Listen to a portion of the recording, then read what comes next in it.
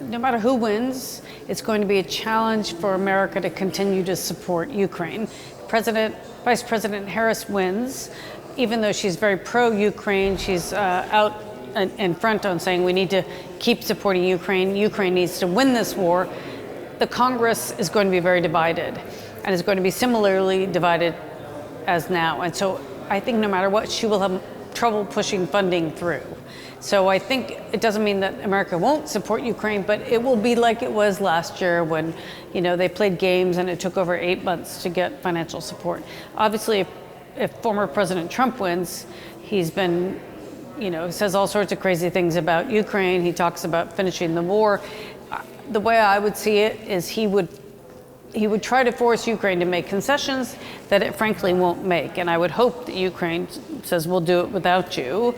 We also heard J.D. Vance, his vice presidential candidate, saying, we shouldn't be supporting Ukraine anymore. He wouldn't meet with President Zelensky last year at the Munich Security Conference. He was the only senator who wouldn't do that. So the signs are not great. Certainly if the Republicans win, but even if the Democrats win, it still is going to be tough to get funding through.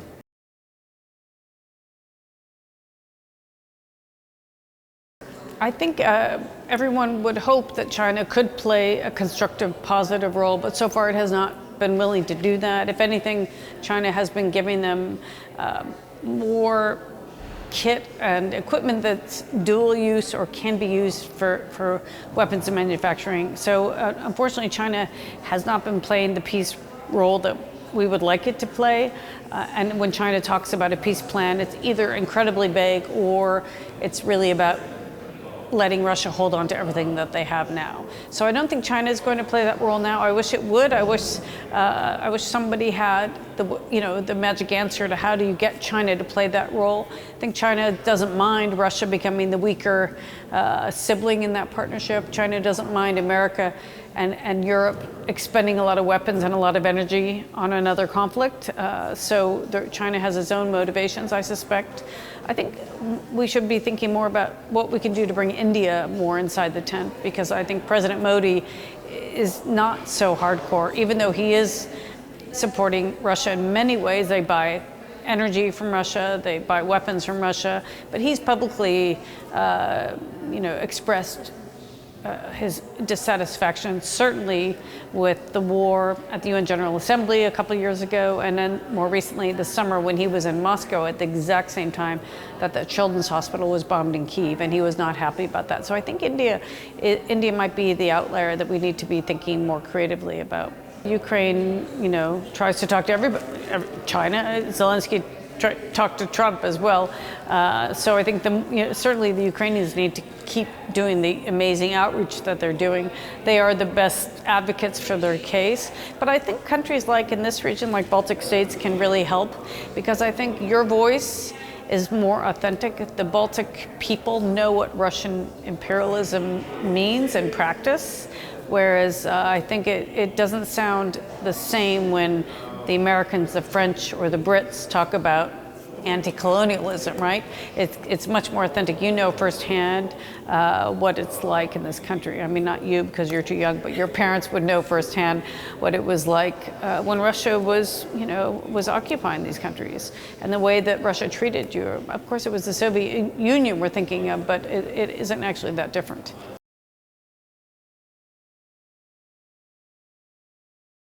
How does war end? Yeah. I think in some ways the best case scenario that I can see right now, barring some amazing, blow by the Ukrainians or Putin dying for some reason, is some sort of Korea-style armistice. People talk about the Korea case, where you don't have a peace plan, but you have a cessation of hostilities, you have a dividing line, you have a border that's being guarded by UN troops, and neither side is saying that they're conceding the territory. So I think that might be the best case scenario if the war continues in the way that it is now. It doesn't mean that Ukraine couldn't get its territory back later. It doesn't mean Ukraine can't get into NATO, because of course those territories that are occupied by the Russians can just be seen as separate, that maybe NATO doesn't defend those places, just as it didn't defend East Germany during the Cold War.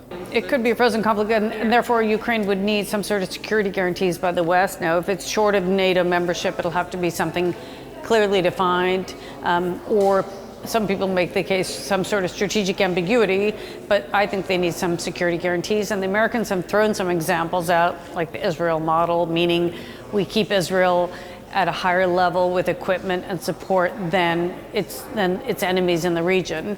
It could be something like that, although it's hard to imagine that right now, given how much weight Russia is throwing at Ukraine right now.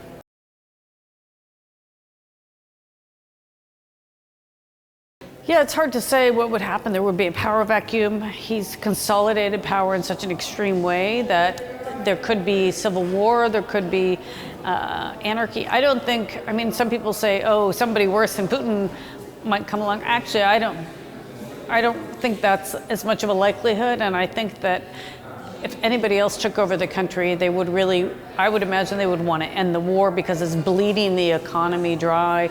They're losing so many people. They're, 500,000 casualties. I mean, not everybody has been killed, but certainly killed and wounded on the battlefront. Their whole economy, though, is shifted to this wartime footing. And so how do you shift it out? Those are enormous questions in transition. But there's certainly so many amazing Russian opposition figures, mostly in exile, unfortunately.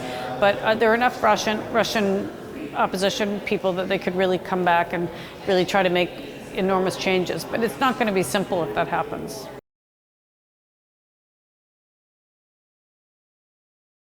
I think we all thought that, didn't we, at the end of the Cold War, right? And after the wall fell in '89, after the Berlin Wall fell, I think we all hoped that Russia would come into the tent. And unfortunately, all sorts of reasons, it didn't. Perhaps if there's another opportunity, maybe, we would play it differently. I would hope so, because certainly nobody wants to vilify the Russian people, right? It's the Russian leadership, it's the corrupt people around Putin that just enable him to do what he's doing.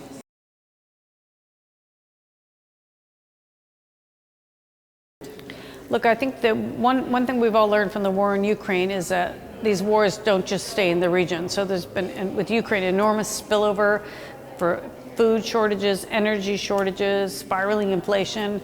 I think if we had a war in the Taiwan Strait, not only would we have incredible challenges with supply chains and sanctions on China, which is, think about that, that's quite extraordinary. But then because of advanced chip technology that comes from Taiwan, if that's destroyed or disabled or the Chinese take it over, that really quite extraordinary spillover effects in Europe, in the West, and in China as well. And so I don't think it'll happen right away. We all hear President Xi saying that it will happen at some point when they're ready, but I don't think it's going to happen in the next few years. But it's certainly something to be concerned about and to be thinking about and to think through better deterrence, like you're doing in this part of the world, deterrence by denial, more of that in that part of the world in East Asia.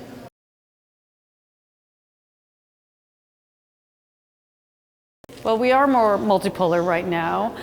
It's not that the United States is necessarily a weaker power, but other countries are rising, certainly China and other configurations. Also, smaller countries, I think, are asserting themselves in ways we haven't seen, and we've seen this in the Ukraine war, about how they're asserting themselves. And then you have middle powers. I hate these terms because it's adding a judgment, but certainly countries like Turkey or Gulf states or India, enormous country, that are saying we're not going to necessarily do what you want or what you want. We're going to choose our own path, and hey, there's nothing wrong with that. That's fine. The question is, how do we all manage that? How do we work together? How do we come together for common challenges?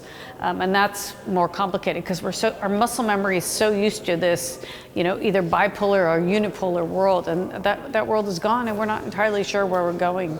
I don't know. There could be more chaos, or it could be managed better, but we're certainly in a transition and inflection point, shifting away from this post-World War II order to something different.